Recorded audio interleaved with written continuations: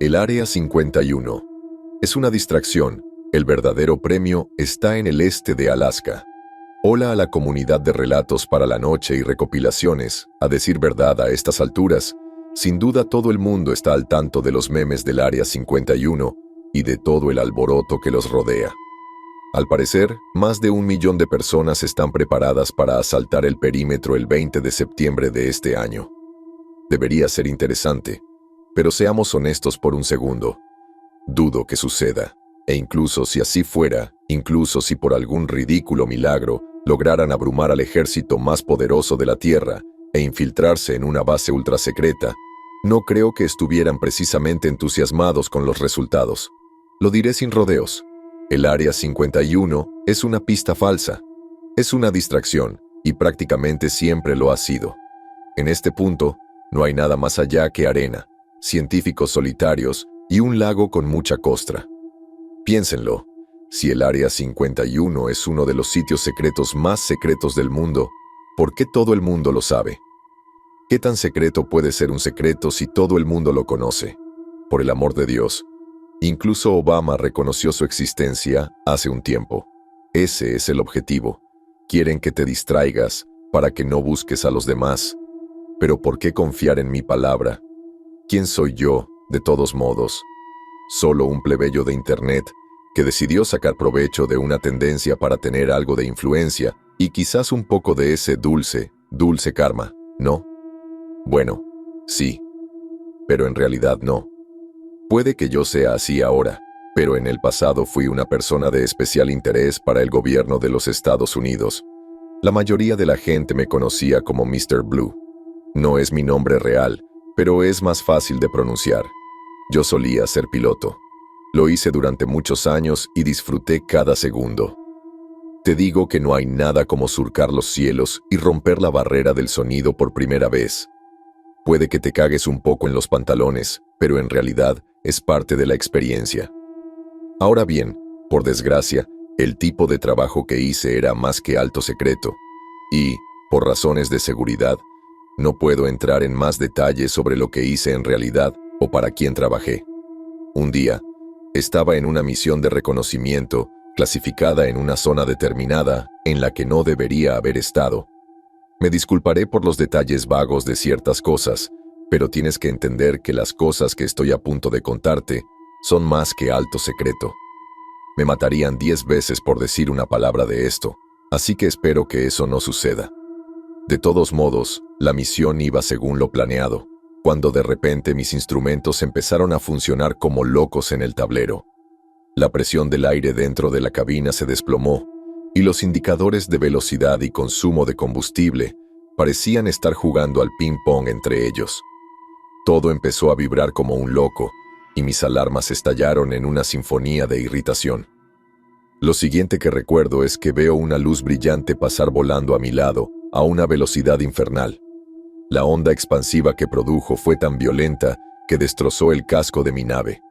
En una fracción de segundo, pasé de volar tranquilamente a recuperar de repente la conciencia, mientras caía de cabeza al suelo a velocidad terminal. Conseguí abrir el paracaídas antes de estrellarme, pero cuando aterricé, casi deseé no haberlo hecho. Allí me esperaba un séquito de al menos 2 docenas de hombres con trajes de camuflaje y máscaras de invierno. Todos me apuntaban con sus armas y gritaban en un idioma que reconocí como inglés. Hice todo lo posible por calmarlos y parecer inofensivo, pero eso no impidió que me esposaran y me llevaran a rastras a uno de sus vehículos blindados. Comenzaron a alejarse y me di cuenta de la verdadera gravedad de la situación. No me iban a salvar. La gente para la que trabajaba nunca me lo había dicho, pero siempre se supo que si alguna vez te capturaban, tenías que arreglártelas solo. Con eso en mente, no tenía ningún incentivo real para mantener la boca cerrada una vez que comenzaron a interrogarme. Puede parecer cobarde, pero no estaba dispuesto a ser brutalmente torturado por un ex aliado que nunca vendría a rescatarme. Sí, el gobierno dice que no tortura a la gente, pero créanme, cuando realmente quieren saber algo, no hay táctica demasiado extrema.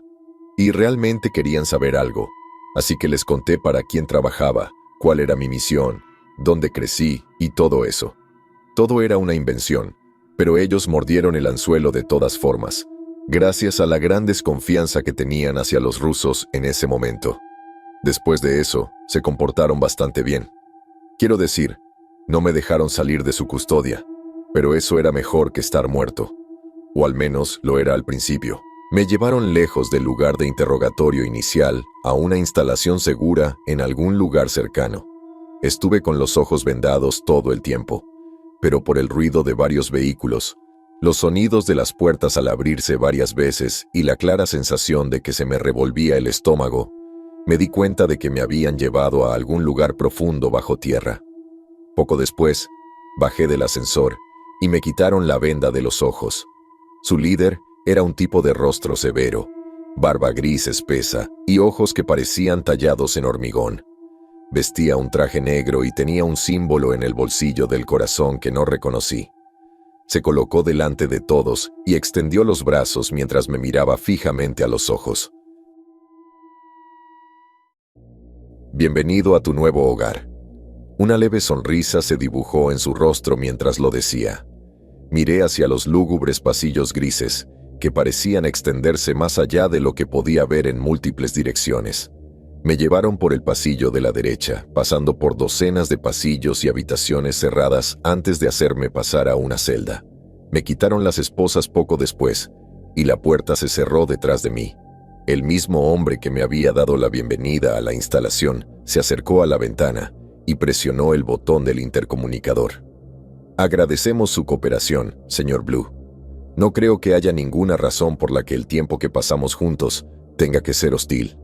Le pido disculpas por todo esto, pero debe comprender que se trata de una precaución necesaria que debemos tomar.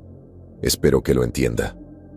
Me tomé un momento y luego le respondí asintiendo. Maravilloso. Pronto te enviaremos la cena.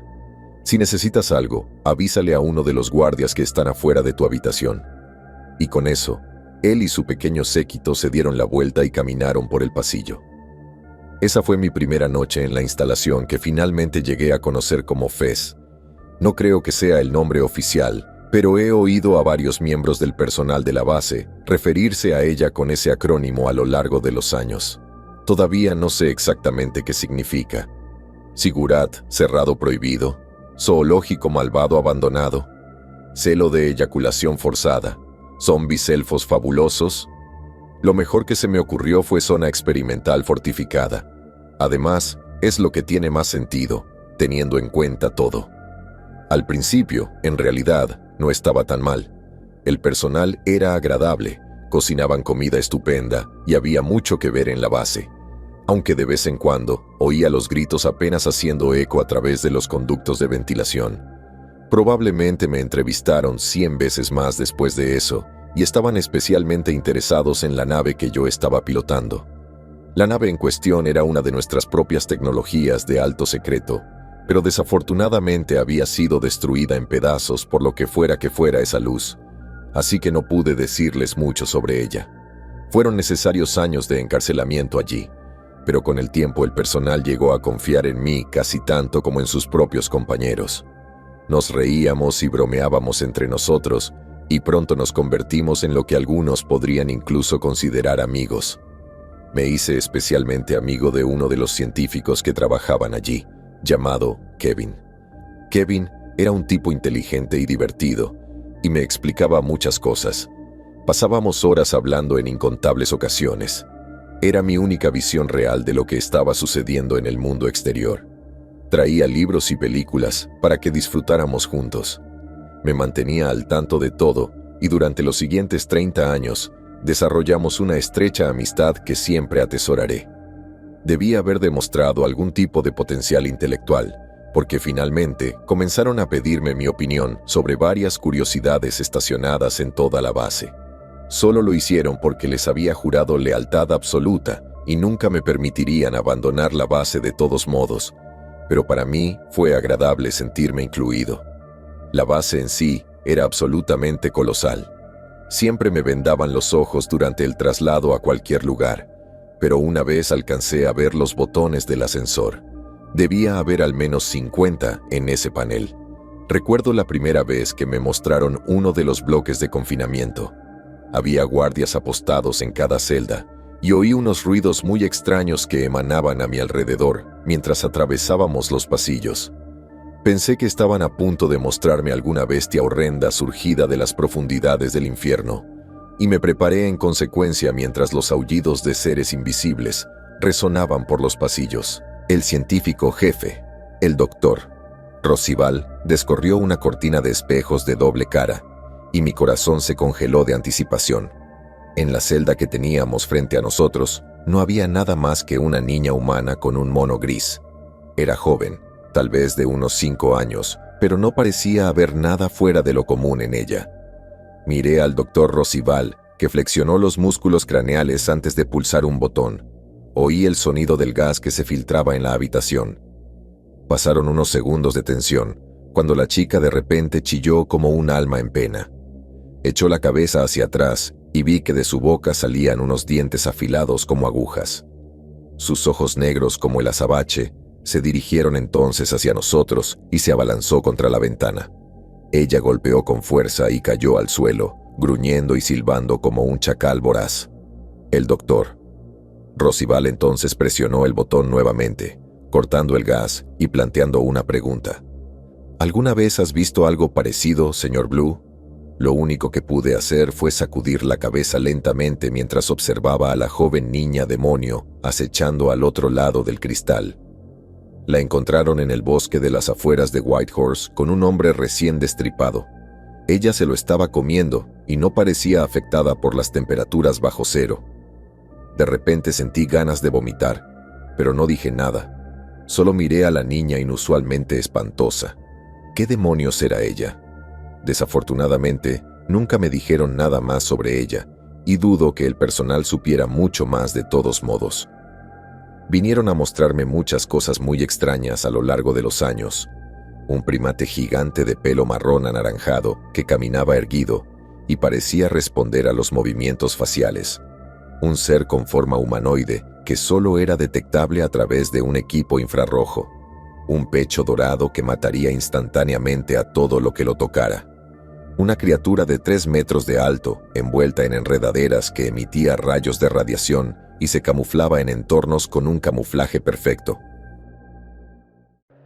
Un pez monstruoso, de al menos 25 metros de largo congelado en nitrógeno.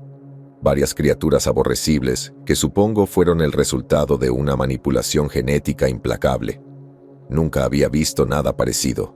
Todas las monstruosidades que allí se albergaban y los secretos que se escondían en sus posesiones. También me pidieron consejo sobre un fenómeno paradójico que también les había afectado. Me dijeron que durante décadas se habían producido cientos de casos de desapariciones humanas sin resolver que parecían desafiar toda explicación. Se encontraban niños pequeños en bordes de acantilados a los que no habrían podido llegar, mientras que se descubría a personas mayores y frágiles a decenas de kilómetros de donde habían sido vistas por última vez solo unas horas después. Sin embargo, la mayoría de ellos nunca eran encontrados. Casi podía ver el miedo que se les escapaba de los ojos mientras relataban caso tras caso los incidentes registrados, y estaba claro, aunque no lo dijeran, que no tenían idea de cuál era la causa.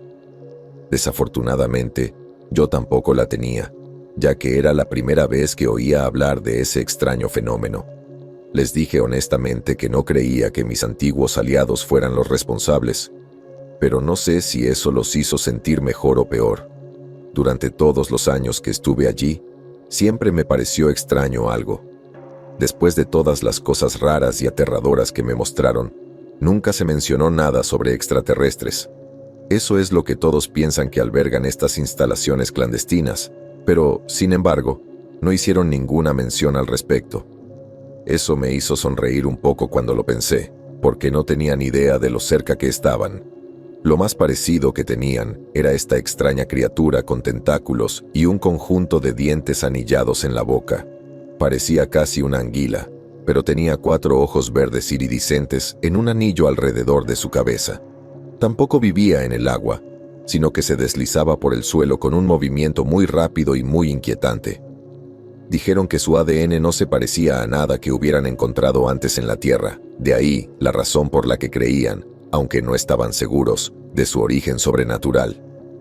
Una noche, Kevin y yo nos pusimos a conversar en su camarote, mientras el resto de la tripulación se retiraba a descansar. Él compartió conmigo un poco de su brandy y nos conformamos con charlar como amigos hasta bien entrada la noche. Me contó muchas cosas sobre sí mismo que nunca antes había mencionado. Me mostró fotos de su esposa y de su hijo, que le habían arrebatado. Kevin admitió que su hijo había muerto en un accidente automovilístico un par de años atrás, mientras que su esposa falleció 2 años después de cáncer. Me rompió el corazón escuchar eso, y sentí pena por mi querido amigo de unos 30 años. Kevin tenía unos 50 años, pero nadie lo hubiera notado por el entusiasmo que se reflejaba en su voz.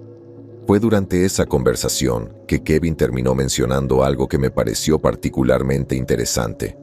Dijo que creía que si existiera una especie alienígena y fuera lo suficientemente avanzada como para atravesar el dosel galáctico y llegar a la Tierra, entonces obviamente sería bastante inteligente. Dijo que no creía en ninguna de las representaciones de Hollywood de extraterrestres apocalípticos empeñados en destruir a la humanidad. Pensó que serían mucho más sutiles que eso. Piénsalo. Encuentras algo inteligente que no representa prácticamente ninguna amenaza para ti, y lo primero que haces es intentar matarlo, preguntó Kevin escépticamente, mientras yo reflexionaba sobre sus palabras.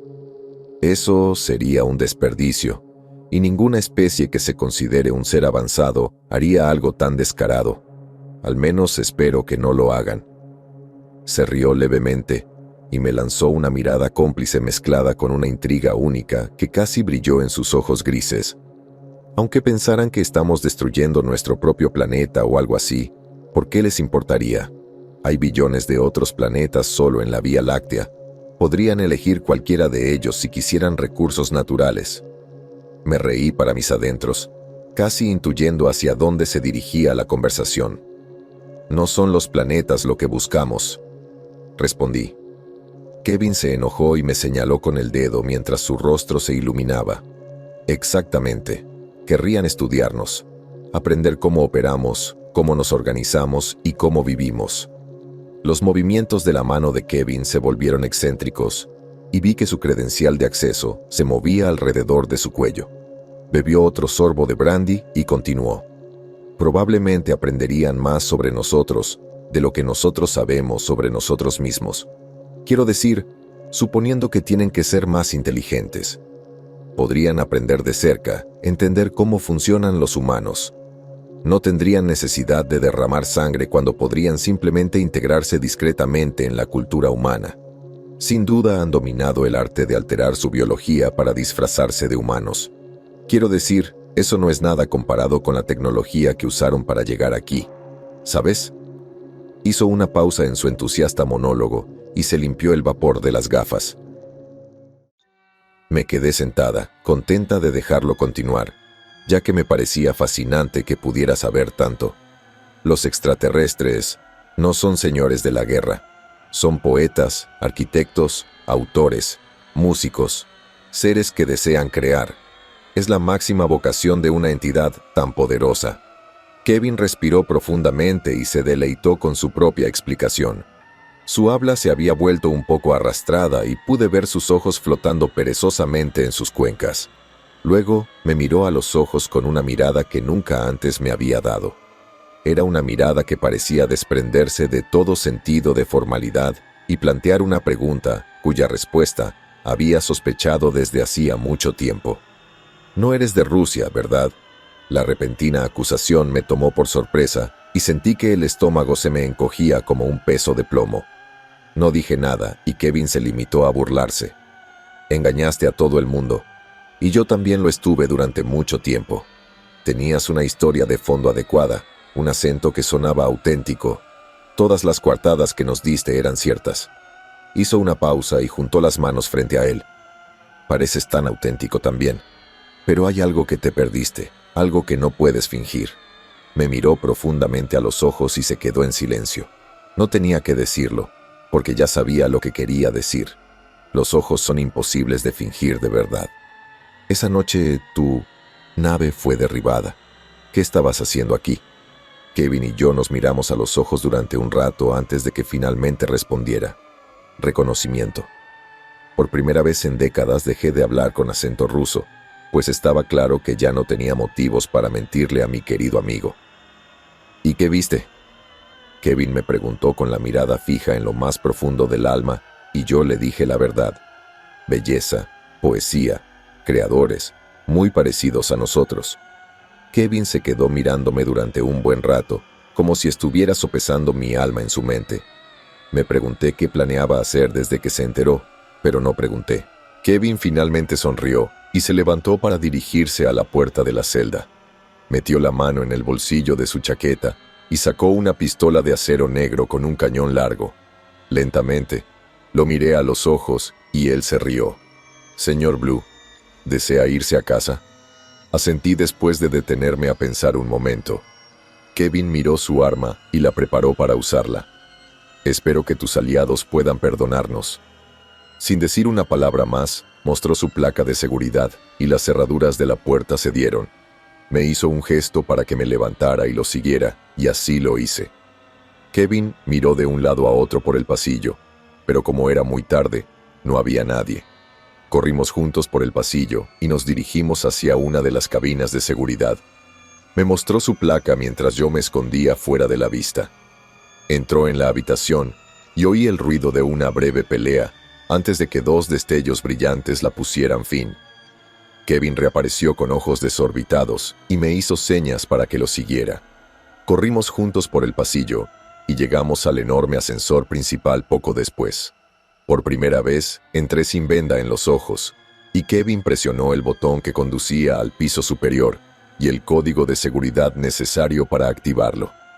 El sistema de seguridad no funcionará durante una buena media hora, pero ya se han activado las balizas automáticas de socorro. Eso nos da unos 8 minutos. Kevin quitó el cargador de su pistola y puso uno nuevo. Vi manchas de sangre en sus gafas y en su mejilla, y una mirada frenética en sus ojos. «Toma esto». Extendió la mano y sostuvo algo que no había visto en décadas. La vieja radio de mi nave. La tomé y nos miramos a los ojos cuando se abrió la puerta del ascensor. Después de eso, volvimos a correr. Pero después de unos minutos, llegamos a un estacionamiento subterráneo. Kevin rápidamente desbloqueó un vehículo cercano y los dos nos subimos mientras él lo encendía. El motor rugió y Kevin aceleró a través del estacionamiento. Un momento después, salimos de la instalación subterránea y vi mi primera visión del cielo nocturno en más de 4 décadas. Había hombres apostados en las puertas del perímetro que intentaron detenernos, pero Kevin no se inmutó. Atravesó la valla de alambre del perímetro, lo que provocó que se activaran varias luces a nuestro paso. Escuché una sirena a todo volumen detrás de nosotros y las siluetas de gente corriendo por la nieve. «Hay un traje atrás, póntelo». Hice lo que me pidió sin cuestionarlo y me ajusté la prenda de poliéster ajustada sobre el cuerpo. Cubría cada centímetro cuadrado desde los pies hasta la nuca y me resultaba increíblemente cómoda. «Hay un dial en tu lado derecho. Puedes usarlo para enmascarar el calor de tu cuerpo. Te perseguirán». Me arrojó un mapa en el regazo y continuó dando instrucciones. «Puedes comunicarte con tus amigos con esa radio, ¿verdad?». Sus ojos se dirigieron hacia mí mientras se deslizaba hacia la carretera principal y se alejaba del complejo. «Sí», asintió Kevin. «Vaya hacia el norte, no se lo esperarán. Hay un río allá arriba, a unos 50 kilómetros de distancia, atravesando el bosque. Una vez que lo encuentre, diríjase hacia el este hasta que encuentre un pequeño pueblo. Pregúntele al tipo de la oficina de correos por el señor White. Es un amigo mío que ha accedido a ayudarlo. Él se encargará de todo a partir de ahí». Traté de digerir el flujo de información lo mejor que pude y mantener la confianza.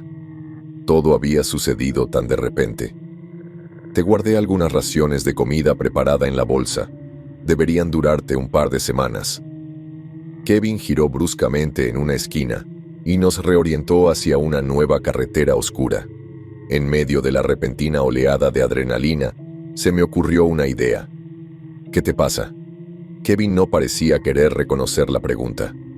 «Olvídate de eso. Vuelve con tu gente». Detrás de nosotros, una ráfaga de luces ascendió repentinamente hacia el cielo nocturno. El zumbido de las aspas giratorias atravesó entonces el tranquilo dosel de la noche ventosa. Mierda. Esperaba poder llevarte un poco más lejos. De repente, frenó de golpe. Mi cabeza se inclinó hacia adelante y el coche giró de un lado a otro por la carretera helada. Toma esto también. Me entregó su pistola de cañón largo y la tomé con vacilación. Entonces, él y yo nos miramos a los ojos por última vez. Aquí es donde nos despedimos, señor Azul. ¿Por qué? ¿Por qué haces esto por mí? Suspiró Kevin, y vi que una cierta tristeza se arremolinaba en sus pupilas acorazadas. Se quedó en silencio un momento, y solo cuando los sonidos de los motores que se acercaban se hicieron más fuertes, se animó a responder. No perteneces a este lugar, no perteneces a una jaula. No sé de dónde vienes, pero quiero que vuelvas a ver a quienes amas.